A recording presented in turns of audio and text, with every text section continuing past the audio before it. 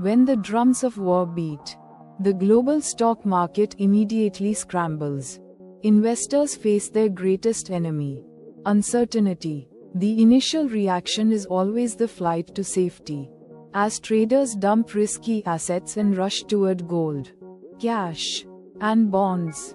Crude oil and energy prices are the first to react, because major conflicts often occur near critical trade choke points like the Suez Canal or the Strait of Hormuz.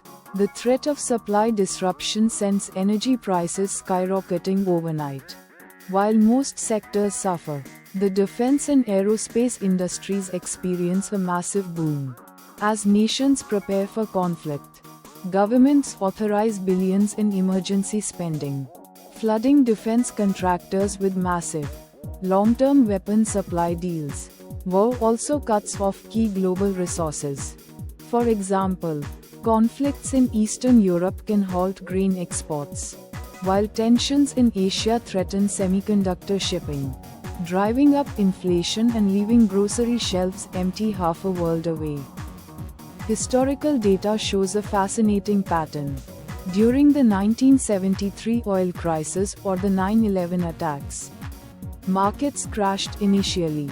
However, historically, stock markets often bottom out and stage powerful rallies once the actual conflict begins and uncertainty is resolved.